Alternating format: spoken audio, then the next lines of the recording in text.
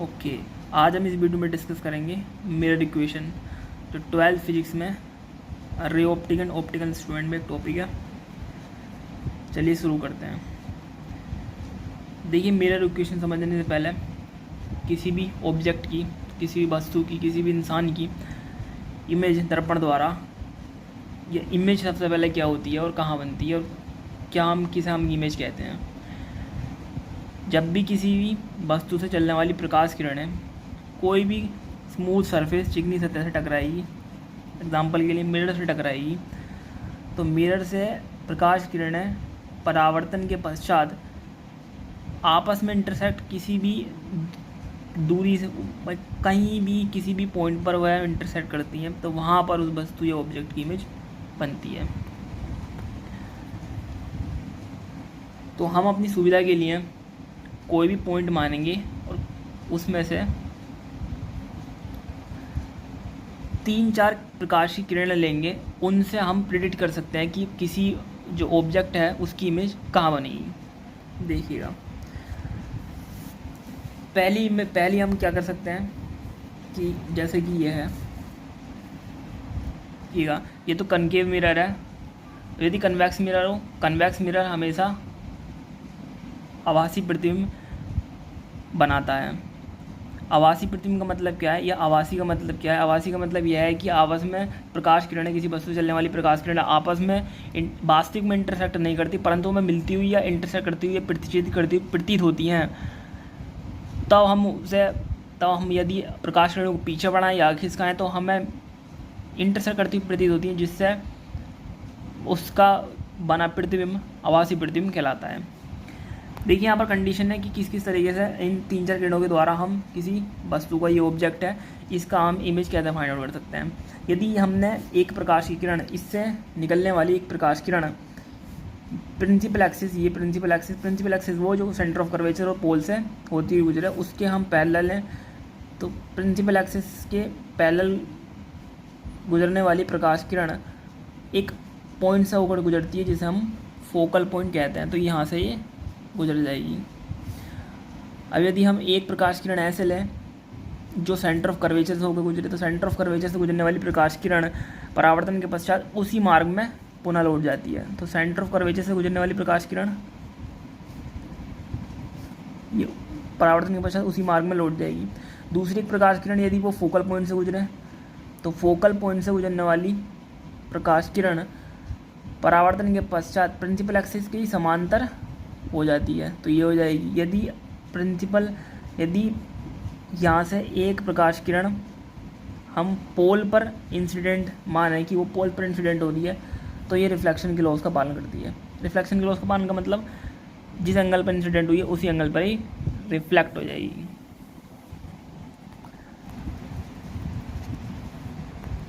देखिए, अब हम निकालते हैं mirror equation.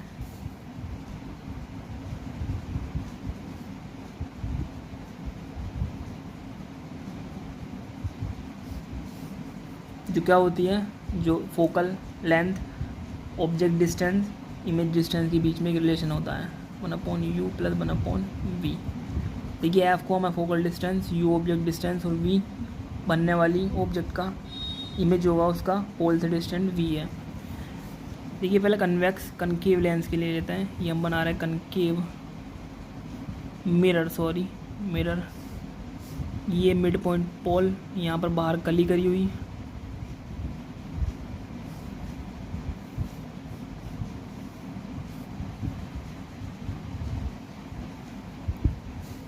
Centre of curvature C माना, ये फोकल पॉइंट इसका F है, फोकल पॉइंट माना ये F है, कैपिटल F है। यहाँ से यहाँ तक के बीच का डिस्टेंस होता है रेडियस ऑफ कर्वेचर कहलाती है। फोकल पॉइंट और पोल के बीच का distance small f focal distance कहलाता है। माना कोई ऑब्जेक्ट यहाँ पर रखा है, जिसे हम ऑब्जेक्ट O से डिनोट करेंगे। इसे चलने वाली एक प्रकाश किरण है, वो परावर्तन के पश्चात एक पॉइंट से होकर गुजरेगी। माना वो पॉइंट यह है। अब पॉइंट्स ऑफ इंसिडेंट हम Q मान ले रहे हैं। पॉइंट्स ऑफ इंसिडेंट Q है, तो इस पर एक परपेंडिकुलर ड्रॉ करेंगे, तो जितना एंगल इंसिडेंट का होगा उतने एंगल रिफ्लेक्टेड एंगल होगा। ये रिफ्लेक्शन का लॉ है।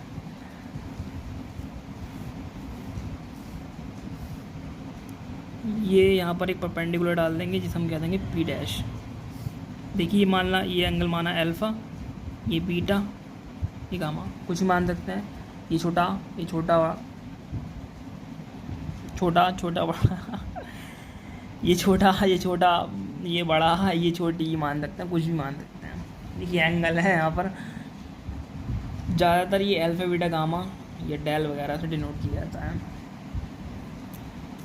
अब त्रिभुज ले रहे हैं ओ क्यू सी में, त्रिभुज ओ क्यू सी में देखिए ये अंतःकोण है, ये अंतःकोण है थीटा, और ये बीटा इसका बाह्य कोण है। किस तरीके से देखिए,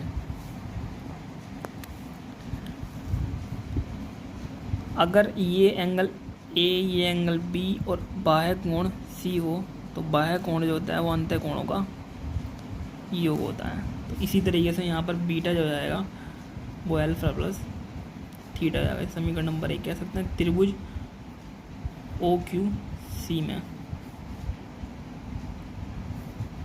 सी क्यू, ये हमारा देखिए ये बनने वाली इमेज के, अब हम इमेज बना ले रहे हैं यहाँ पर अपनी। ये हमारा ऑब्जेक्ट है, पॉइंट ऑब्जेक्ट है। इससे निकलने वाली प्रकाश किरण यहाँ पर रिफ्लेक्शन के पश्चात किसी पॉइंट से गुजर गई, ये वो पॉइंट है। एक दूसरी प्रकाश किरण होगी वो सीधे यहाँ पर आई और पोल से टकराई और सीधे यहीं से उसी समय लौट गई। तो यहाँ पर ये इंटरसेक्शन करेगा, इंटरसेक्शन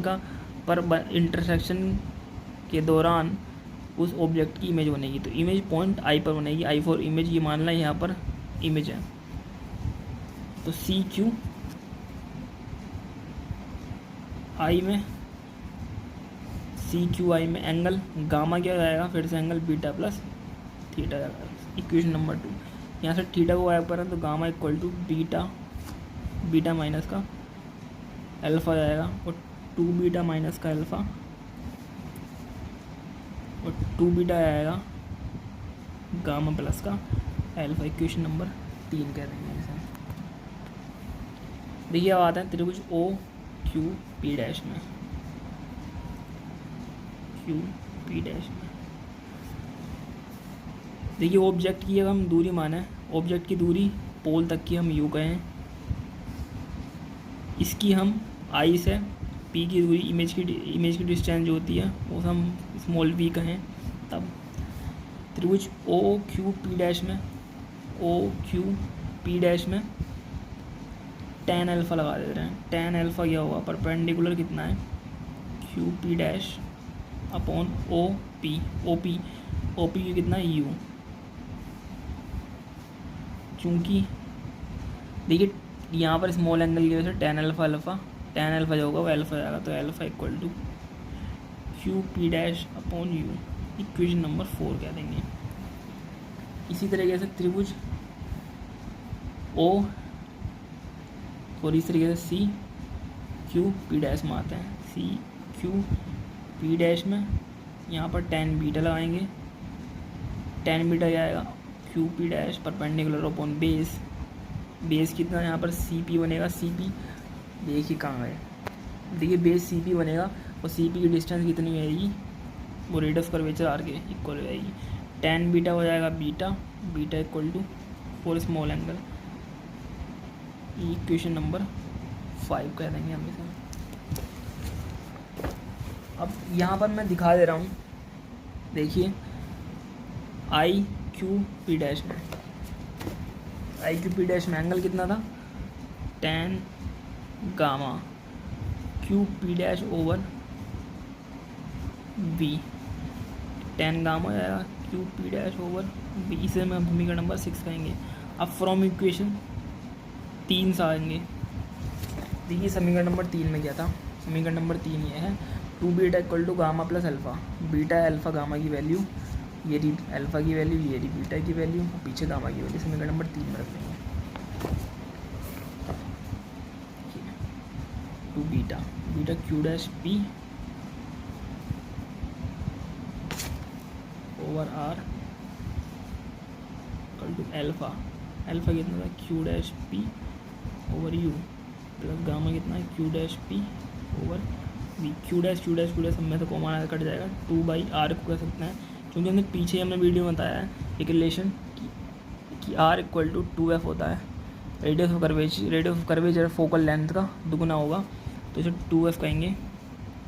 यहाँ 1/u प्लस 1/v हुआ, यहाँ पर एक cancel 1/f equal to 1/u plus 1/v।